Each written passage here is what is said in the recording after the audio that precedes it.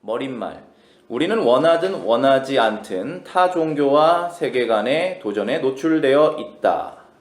더군다나 종교다원주의 시대에는 세계관의 도전을 피할 수 없다. 그리스도인들이 세계관의 도전에 직면하여 갈등을 겪고 있을 뿐 아니라 골방의 불가지론자가 되거나 무언가 석연치 않은 의구심을 떨쳐버리지 못하고 의심의 짐을 지고 있다. 오늘날 교회 학교에서 교육을 잘 받은 학생들이 대학에 들어가서 갈등하고 신앙을 잃어버리는 것은 세계관의 도전에 직면하는 훈련을 받지 못했기 때문이다. 많은 사람들은 불신앙적 의심과 진지한 의문을 구분하지 못한다. 진지한 의문은 결코 불신앙이 아니며 올바른 신앙적 태도이다.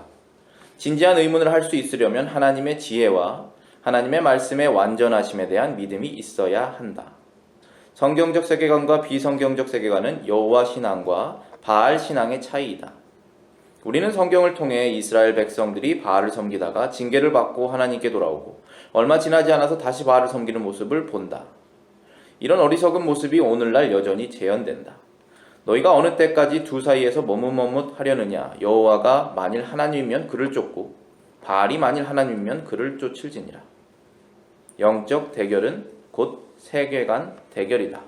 Worldview Encounter. 1부입니다. 1부 제목은 여호와냐 바알이냐. 세계관이란 단순히 세상을 보는 창이라 할 수 있다. 세계관은 공부를 통해서 이론적으로 학습되기보다는 어릴 때부터 경험들을 통해 자연스럽게 형성되는 것이다. 즉, 많이 배운 사람이나 적게 배운 사람이나 모두 세계관을 가지고 있으며 자신의 세계관대로 살아간다. 세계관은 문화에 매우 밀착되어 있다. 우리나라 문화에는 유교적이고 무속적인 세계관이 깊이 깔려 있는데 두 세계관의 공통적인 특징은 현세적 가치를 추구하는 것이다.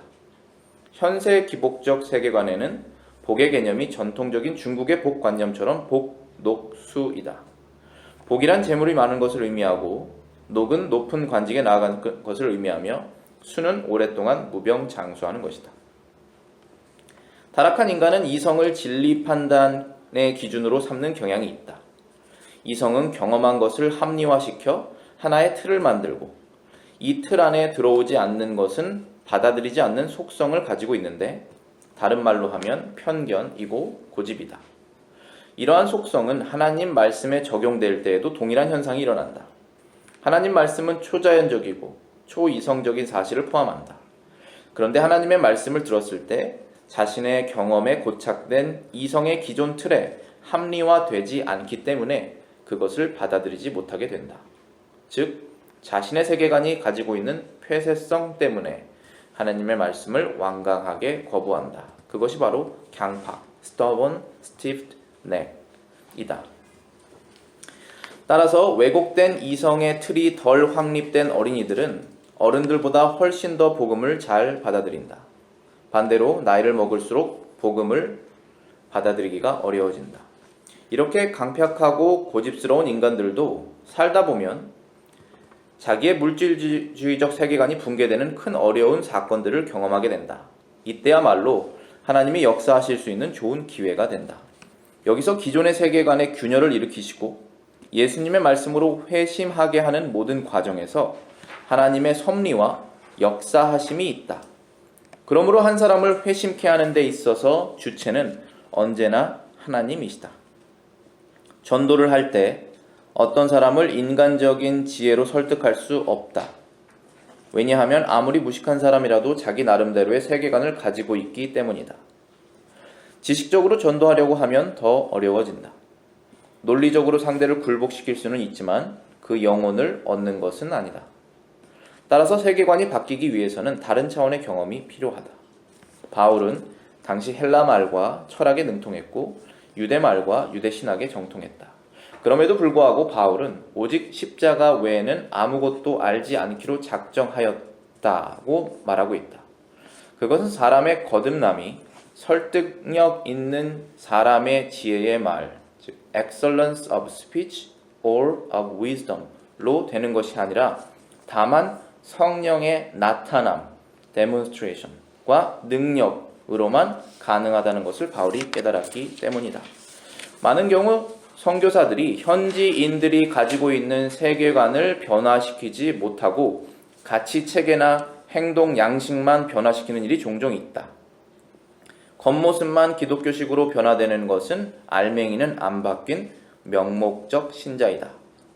그러나 그 사람의 본질은 다급할 때 나타나게 되어 있다.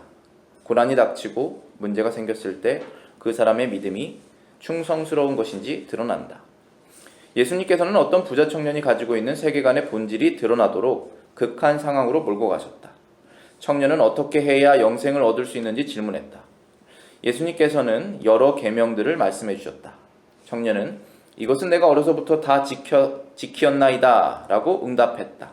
그의 행동 양식은 그를 완벽한 신자처럼 보이게 했다. 예수님께서 내게 오히려 한 가지 부족한 것이 있으니 가서 내 있는 것을 다 팔아 가난한 자들을 주라. 그리고 와서 나를 쫓으라. 라고 말씀하셨다. 예수님은 부자 청년의 깊숙한 곳에 숨겨져 있던 물질주의적 세계관을 드러내시기 위해 극한 상황에 질문을 하신 것이다.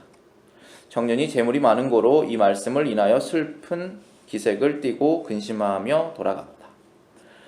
오늘날 그리스도인들이 물질주의 세계관과 혼합된 세계관을 가지고 있다는 것은 심각한 사실이다. 겉으로는 교회에 잘 나오고 가치체계나 행동 양식을 다 가지고 있는 것처럼 보인다. 그러나 그들 깊숙한 곳에 뿌리 박혀 있는 세계관은 대중가요, 스포츠, 전자제품, 자동차, 집 크기와 같은 용어로 대변되는 물질주의이며 이러한 것들이 그들의 사고방식과 삶의 양식을 주도한다. 성경적 세계관이 삶에 많이 녹아서 행동과 판단의 원리로 더 많이 작용할 때 우리는 그를 성숙한 그리스도인이라 말할 수 있다. 교회도 결정 내리는 판단들이 보다 성경적 원리에 근거하고 있을 때 성숙한 교회라고 할 수 있다. 성숙한 사회도 마찬가지이다. 많은 사람들이 성경에 대해서 아는 것이 많은데 가슴에 와닿지 않아서 답답해한다. 지식으로는 알고 머리로는 동의하는데 무엇인가 모르게 만족함이 없다. 이러한 이유는 성경적 세계관이 아닌 자신의 세계관대로 살기 때문이다. 우리는 잘못된 것을 파함과 동시에 반드시 올바른 성경적 세계관을 세워야 한다. 모든 이론을 파하며 하나님을 아는 것에 대적하여 높아진 것을 다 파하고 모든 생각을 사로잡아 그리스도께 복종케 하는 것이 곧 성경적 세계관 세우기이다. 예수님의 지상 명령은 내가 너희에게 분부한 모든 것을 가르쳐 지키게 하라 이다. 내가 너희에게 분부한 모든 것을 은 하나님 말씀, 즉 성경적 세계관을 나타낸다. 제자를 삼는 것은 반드시 성경적 세계관을 가르치고 지키게 해야 하는 것이다. 반드시 그 말씀을 순종하여 지키게 해서 말씀이 살아서 역사하고 말씀의 능력이 있다는 것을 체험케 해야 한다. 가슴에 와닿지 않는 사람들은 말씀에 순종해서 행하지 않았기 때문에 체험이 없어서 답답한 것이다. 성숙한 신앙을 방해하는 고질적 요인은 상처라는 말로 표현할 수 있다. 이러한 상처들은 자신의 성숙만을 가로막는 것이 아니라 사람들과 관계에서 많은 문제를 일으켜서 공동체의 올바른 성장을 방해한다. 오늘날 교회에서 소위 상처를 치유하는 예배는 힌두교나 불교 등의 동양 종교들과 마찬가지로 자아에 지나친 비중을 두는 인간 중심적 방식이라 문제가 많다. 오히려 예배와 기도와 찬송은 하나님이 누구신가에 관심을 집중하게 함으로써 그 결과 자연적인 치유가 일어나게 된다. 타락 후 사람은 세상을 왜곡되게 이해하고 자신만의 잘못된 세상의 지도를 그리고 그것이 진짜 지도라고 믿는다. 성경적 세계관이 온전한 지도라면 거듭난 사람이라도 완전한 지도를 가지고 있는 사람은 없다. 죽는 순간까지 지도의 잘못된 부분을 원본에 맞추어 고쳐 나가야 한다. 복음을 들으며 지도를 계속 수정해 나가는 작업은 사람에게 고통스러운 일이다. 왜냐하면 그것은 부단한 자기 부인을 의미하기 때문이다. 성경에서 말하는 완악한 상태는 자신의 지도가 완벽하다고 착각하면서 수정 작업을 멈춘 것을 말한다. 마치 자기가 온전한 지도를 가진 것처럼 하나님의 말씀이나 다른 사람의 충고에 대해서 전혀 마음을 열지 않고 잘못된 자기 확신 가운데 고집을 피우는 것이다. 그러면 하나님의 영광이 가리워지고 많은 사람들이 그 사람으로 인해서 실족하게 된다. 반면에 언제나 원본 지도를 갖다 대었을 때 잘못이 드러나면 기꺼이 수정하는 사람을 우리는 하나님과 사람 앞에서 겸손하다고 말하는 것이다. 쓴뿌리, 상처의 치료는 기본적으로 회개로부터 출발한다. 자신이 그려온 지도가 엉터리라는 것을 인정하고 자기 지도를 수정하기로 방향 전환을 하는 것이 회개이다. 세계관의 변화는 오직 하나님의 은혜와 하나님의 말씀에 대한 순종을 통해서만 가능하다. 사단은 기도하지 않고 인간의 말로 전도하는 것은 전혀 두려워하지 않는다. 왜냐하면 껍데기는 바꾸어도 알맹이는 바꾸지 못할 것을 알고 있기 때문이다. 사단이 두려워하는 것은 그리스도인들이 기도로 무장하고 성령에 힘입어서 복음을 전하는 것이다. 그때 반드시 사단의 저항을 받게 된다. 세계관의 대결은 단순히 기독교와 타 종교와의 대결로만 나타나는 것은 아니다.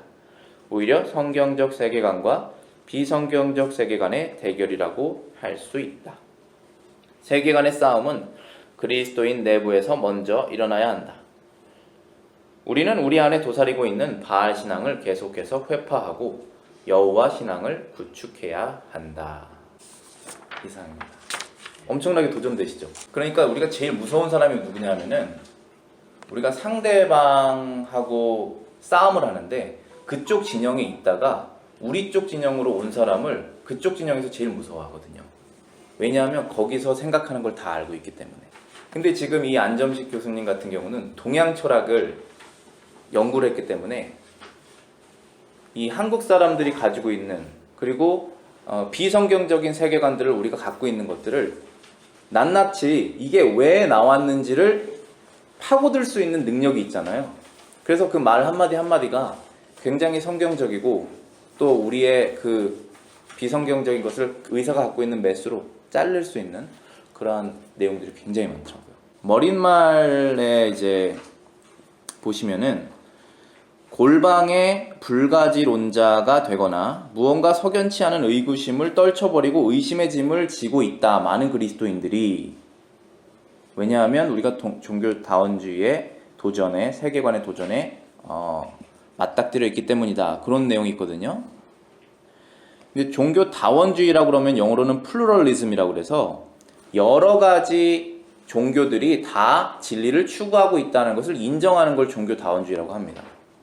그래서 힌두교, 불교, 이슬람, 기독교, 천주교 다 열심히 자기의 종교 생활하면 극락, 천국, 어떠한 좋은 플레이스에 갈 수 있다라는 것을 다 서로 인정하자라는 것이 종교다원주의적인 사상인데 그게 지금 현재 우리가 살고 있는 시대입니다. 그래서 우리가 교회를 예배 마치고 세상에 딱 발을 내딛는 순간 이 세계관이 계속 우리에게 도전을 줄 수밖에 없다라는 사실을 인정하는 겁니다. 그래서 갈등을 겪다가 골방의 불가지론자가 될 수 있다. 무슨 뜻입니까? 방에 들어가서 불가지론, 영어로는 Gnosticism이라고 그러는데 불가지, 가능하지 않다, 아는 것이 그런 뜻입니다. 신적인 존재, 하나님께서 원하시는 것들, 어떤 영적인 것들을 사람이 아는 것은 불가능하다라는 것이 불가지론자입니다. 그러니까 어느 정도 성경적인 내용을 대충 알고는 있지만 더 깊숙이 들어가기는 원하지 않는 거예요. 왜냐하면 어차피 나는 모를 거니까. 그리고 거기 그 사상에는 하나님께서 안 알려주실 것이라고 하는 오해도 있어요. 복합적인 것인데 절대로 올바른 신앙으로 갈 수 없는 것이죠. 그리고 무언가 석연치 않은 의구심. 성경은 이렇게 말하는데 세상은 이렇게 말하고 나는 그 사이에 껴있는데 목사님이나 성경이나 신학서적이나 신앙서적들이 말하는 것은 뭔가 석연치 않다. 이 부분은. 그래서 그 부분을 끝까지 갖고 있는 겁니다. 그래서 의심의 짐을 지고 있다. 우리가 짐을 벗어버려야 되거든요. 우리가 예수님 앞에서 십자가에서 무릎을 꿇고 짐을 다 벗어버리잖아요. 그 짐이 아직 남아있는 거예요. 어떤 일정 부분이.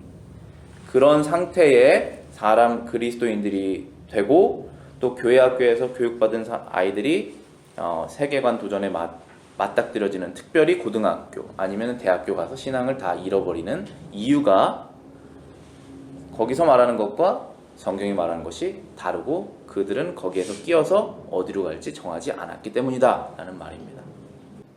여러분들이 가지고 계신 무언가 석연치 않은 의구심 아니면은 의심의 짐 같은 것들이 있을 수 있잖아요.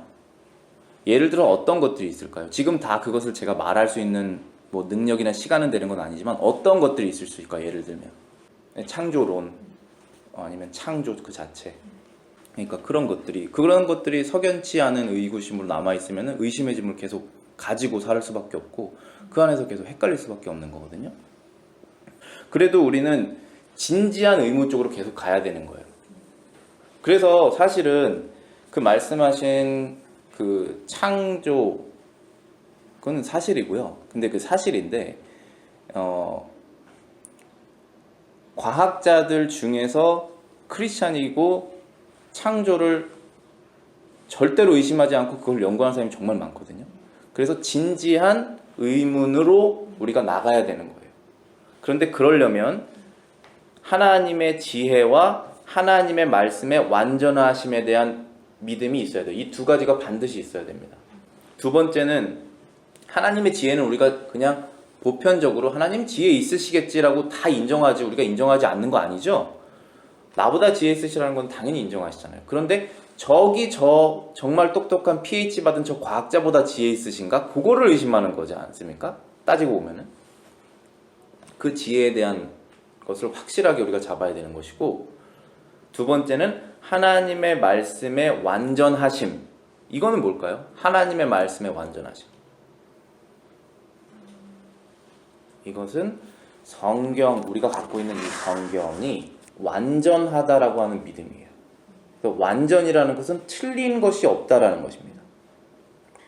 그래서 물론 성경이 히브리어에서 라틴어, 헬라어, 라틴어, 그다음 영어, 우리말, 중국어 등등등으로 번역이 됐기 때문에 오차가 있을 수 있지만 지금 말씀하신 하나님께서 흙으로 사람을 창조하셨다라고 하는 그런 너무나 명백한 문장 같은 것은 오차가 있을 수가 거의 없거든요. 그것은 명확한 사실이다. 왜냐하면 하나님의 말씀이 틀리지 않기 때문에 라는 그 확신이 있어야 그 다음에 진지한 의문으로 넘어갈 수가 있어요. 네. 그러니까 이겁니다.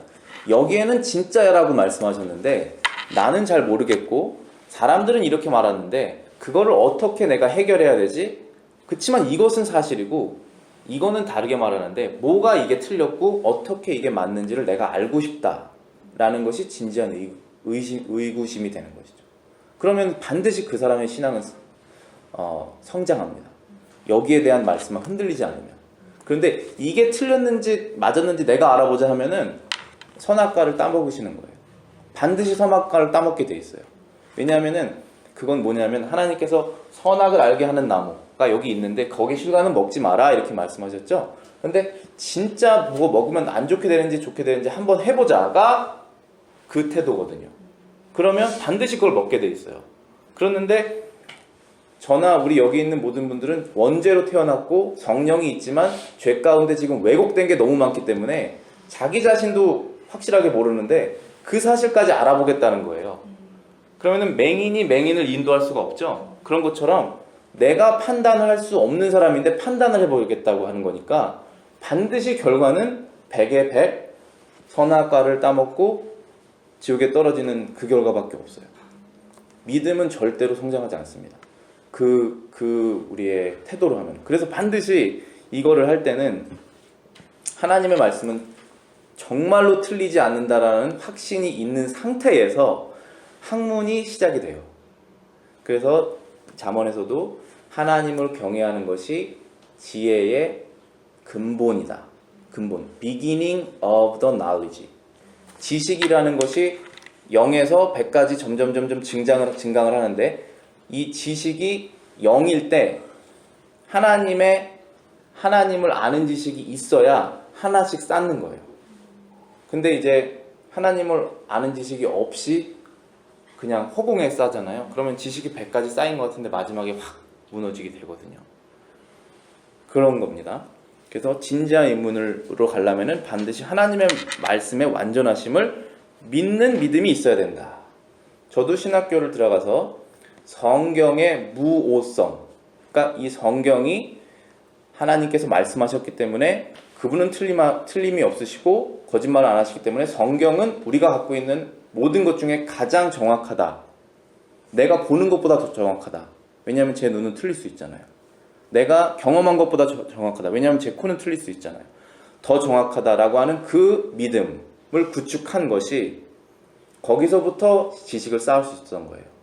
제 개인의 신앙, 가정의 신앙, 모든 것, 교회의 신앙, 모든 것이 다 거기서부터 쌓아지는 것이지 이건 틀릴 수도 있다고 하던데 심지어 어떤 신학교에서는 반은 누가 썼다고 그러던데 아니면 반은 후대에 누가 썼다고 그러는데 그런 식의 이제 생각이 하나씩 들어오기 시작하면은 이제 아무도 믿을 사람이 없는 거예요.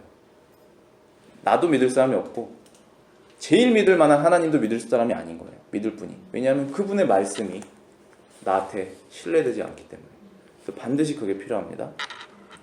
그렇죠. 그래서 이제 이 열왕기상에 너희가 어느 때까지 머뭇거리냐. 여호와가 진짜 하나님이면 그분을 쫓고 바알이 하나님이면 그를 쫓아라. 결정을 해라. 그래서 이제 거룩하게 하나님께서 우리를 거룩한 백성으로 부르셨는데 이 거룩이라는 것은 항상 이제 칼로 잘라서 반으로 나누는 것을 말합니다. 그래서 하나님 편이냐 사람 편이냐 그거거든요. 예수님 안에 있느냐 밖에 있느냐, 여기 주인이 너 자신이냐 아니면 예수님의 말씀으로 바뀌었느냐, 그 차이가 거룩이거든요. 그래서 결정을 하는 것입니다. 1부 보실게요. 여호와냐 바알이냐. 그래서 이제 쭉 우리나라 문화에 이제 복록수 뭐 그러한 문화가 복의 개념으로 존재하고 있고, 편견, 고집, 강팍, 이성적인 경험들을 통해서 우리가 판단 기준을 이렇게 삼게 되는데, 성경은 우리가 경험해보지 않은 내용들이 많기 때문에 그것을 이해하고 받아들이기가 어렵다는 것이죠. 그래서 초자연적인 어떤 경험을 통해서만 그게 진짜구나라고 받아들인다는 것이죠. 근데 좀 이따가 제가 설명해 드릴게요. 이게 매일 일상 속에서 어떻게 일어나는 것인지 이게. 그래서 이게 이제 왜곡된 이성의 틀이 덜 확립된 어린이들은 어른들보다 훨씬 더 복음을 잘 받아들인다. 반대로 나이 먹을수록 복음을 받아들이기 어려워진다. 왜냐하면 이성의 틀이 잡혀있기 때문에. 그거 사실입니다. 마치 어린아이들이 외국어를 되게 금방 받아들이는 것처럼 신앙도 그런 면이 있어요. 그렇지만 또 지나가시다 보면은 아무리 이렇게 자기의 세계관이 확실히 있는 사람이라도 강팍한 것이 꽉 드러나 있어도 어떠한 상황에 그 세계관이 분열되는 상황들이 있다라는 거예요. 그 분열되는 상황은 특이점이 온 거예요. 우리 인생에서. 예를 들어 이민도 그렇습니다. 제가 25살 때 미국으로 처음 이제 유학 왔을 때 상황이 바뀌어 버린 거예요. 그래서 그전에는 너무나 당연하게 생각했던 것들이 지금은 굉장히 하나님을 붙잡아야지 해결되는 것들을 다 바뀌어 버렸어요. 상황이 바뀌었죠. 저는 똑같은데. 그럼 특이점이 온 겁니다. 그런 상황에서 제가 그전까지 갖고 있었던 이 그리스도인이지만 물질적인 세계관이 여기서는 안 통하구나는 것을 알게 된 거예요. 그러면서 제 세계관이 균열이 깨진 거죠. 균열이 된 거죠. 말하자면 성경적인 말로는 제 마음이 강팍해진 부분이 무너지기 시작한 거예요. 부드러워지기 시작한 거예요. 하나님께서 일하시기 시작한 거예요. 그러면서 그 균열을 통해서 이 말씀이 동시에 들어온다면 세상 철학으로 갈 수도 있겠지만 저 같은 그때 말씀이 들어왔어요. 말씀이 들어오면 사람이 하나님 앞으로 나가는 거죠. 이렇게.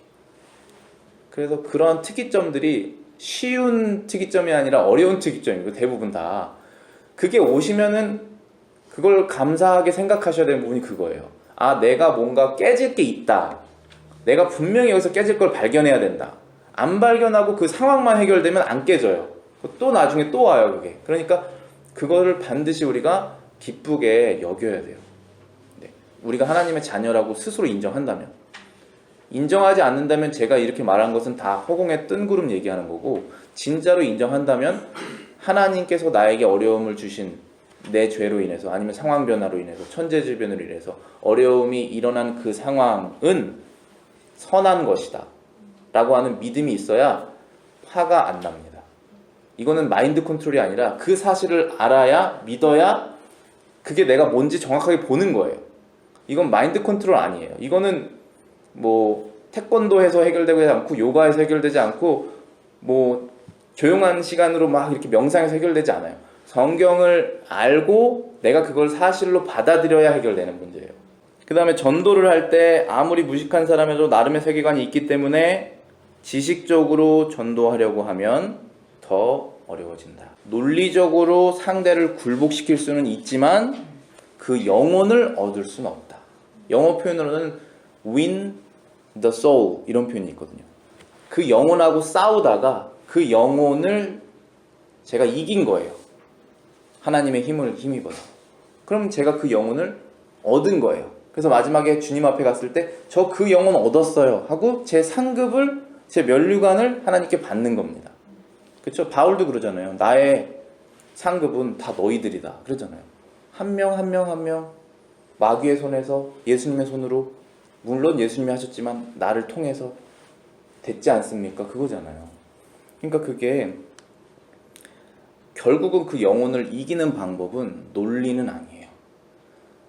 아무리 비논리적인 사람도 자기 세계관이 있습니다.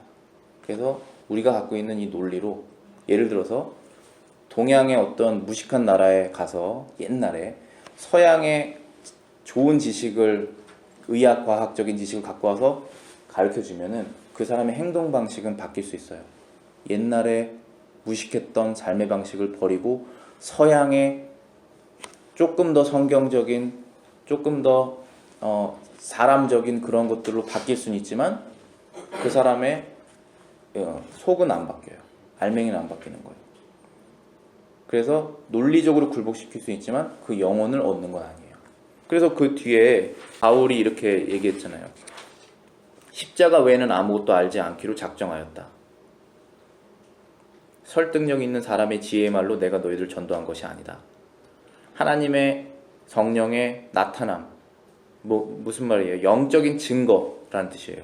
그리고 성령의 능력, 영적인 능력으로만 사람이 변화되는 것이 가능한 것을 깨달았기 때문에 바울이 갖고 있는 철학과 지식을 다 내려놔 버렸다는 거예요. 그래서 예수님만 전했다는 겁니다. 이 사람이 지식이 없어서 그렇게 했다는 것이 아니죠.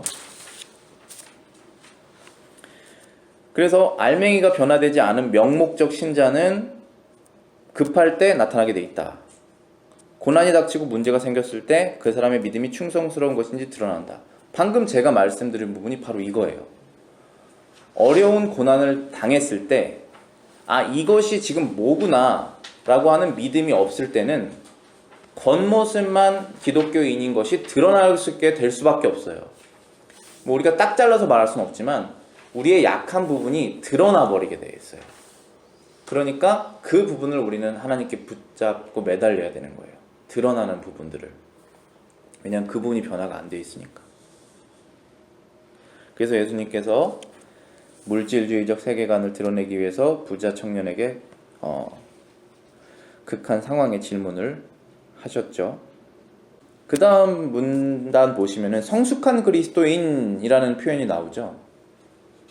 성숙한 그리스도인은 결국은 성경적인 세계관을 더 많이 알고 있냐가 아니라 성경적인 세계관으로 살고 있냐가 성숙한 그리스도인인 거예요.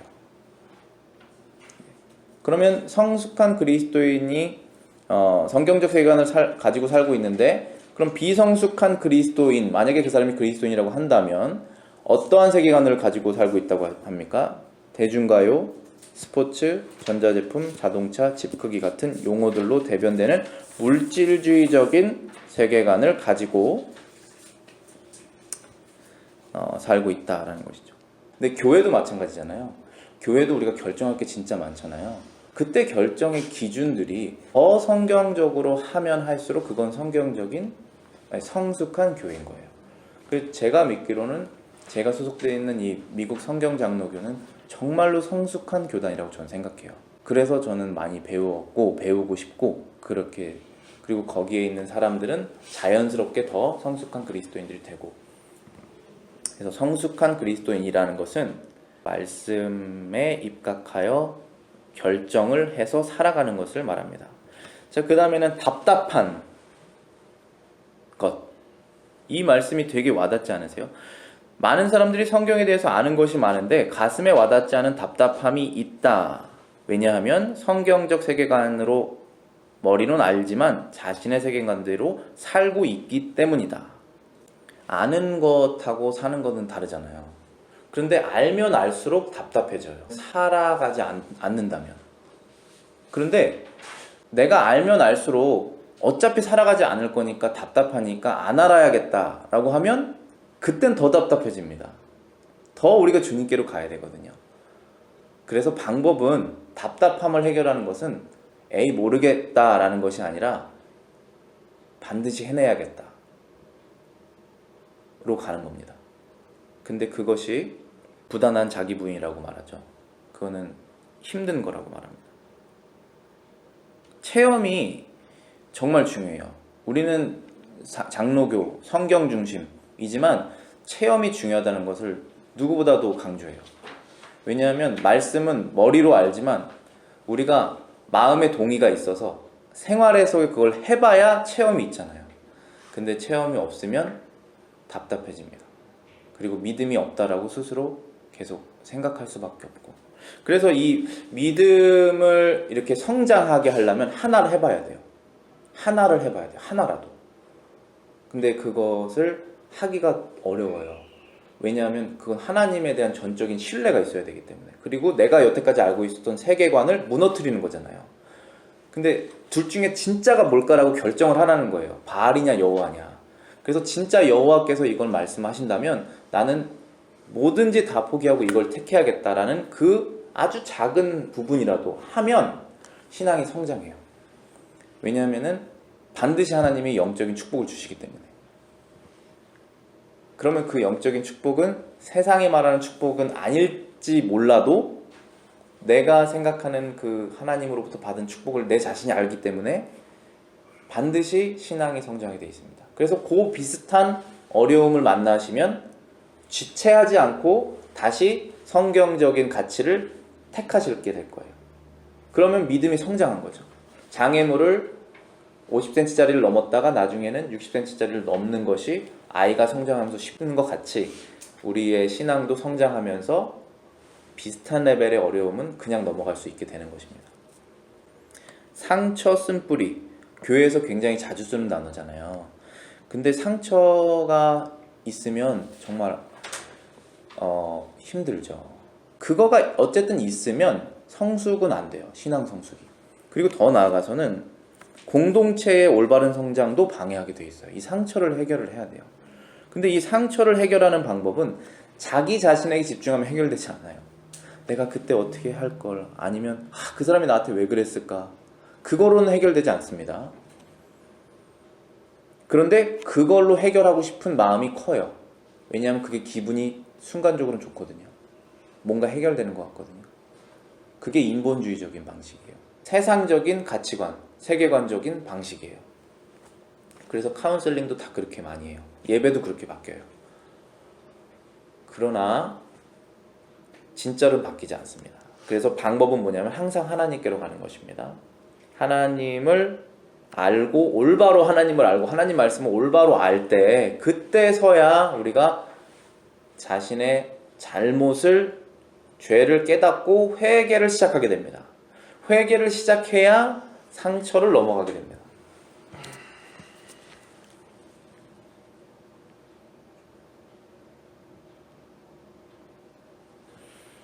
네, 이 부분도 굉장히 전 동감 많이 했는데, 지도라는 표현이 있잖아요. 성경적 세계관이 지도이면 아무도 이 세상에 완전한 지도를 갖고 있는 사람은 없다. 거듭난 사람도 완전한 지도를 가지고 있지 않다. 그래서 부단히 그 지도를 비교해 봐야 된다. 그런데 마치 자기가 온전한 지도를 가지고 있는 것처럼 다른 사람의 충고나 마음을 열지 않으면 고집을 피우게 되어 있고, 그러다 보면 결과는 하나님의 영광이 가리워지고 많은 사람들이 그 사람으로 인해서 실족하게 된다.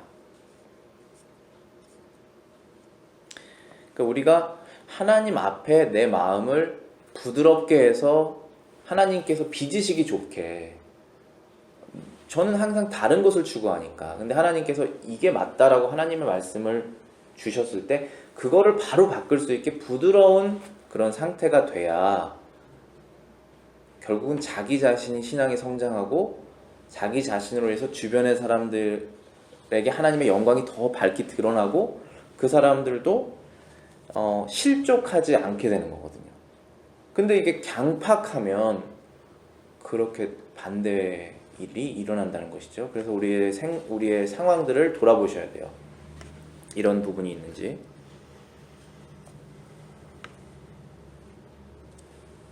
사단은 두려워하지 않는 것이 있다. 껍데기는 바뀌어도 알맹이는 바뀌지 않는 것. 사단은 두려워하지 않는 것이 있다.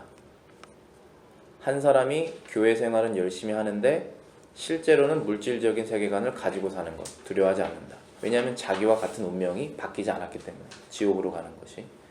사단은 두려워하지 않는 것이 있다. 교회는 성장하는데 진짜 그리스도인들은 그 안에 알맹이로 없을 때 사단은 두려워하지 않는다는 것이죠. 근데 진짜 두려운 것은 한 명이라도, 두 명이라도, 세 명이라도 진짜 하나님의 성령을 받고 모든 것을 내가 버려봐야겠다, 예수님을 더 잘 믿기 위해서 그것을 정말 원하는 사람들이 있을 때 사단은 두려워하고 반드시 그때 어려움을 준다. 어려움을 주게 되어 있습니다. 그러면 이 어려움은 늘 내가 정말로 뭔가를 하나님이 원하시는 거를 진심으로 해보려고 할 때 어려움을 줬던 그 어려움이구나 라고 생각하셔야 되는 거예요. 그거는 역사상 변한 적이 없으니까. 그래서 이 세계관의 싸움은 그리스도인 마음속에서, 교회 안에서 먼저 일어나야 그 영향력을 세상에 전할 수 있다라는 것입니다. 계속 바알 신앙을 회파하고 여호와 신앙을 구축해야 된다. 마치는 말로써 저희가 개혁주의 신학, 영어로는 reform입니다. reform은 계속해서 개혁을 하는 거예요. 말하자면 여기 표현으로는 잘못된 지도를 계속 고쳐나가는 것이 저희들이 추구하는 개혁 신앙입니다. 그런데 그 올바른 지도는 어디 있냐면은 나중에 2040년에 AI가 저희한테 제공하는 것이 아니라 창세기 1장 1절에 있는 그 말씀이 올바른 신앙이라고 생각해서 바꾸는 거예요. 절대로 사람이 하나님의 지식이 없이 개발한 지도를 갖고 왔을 때는 거기에는 진리는 없어요.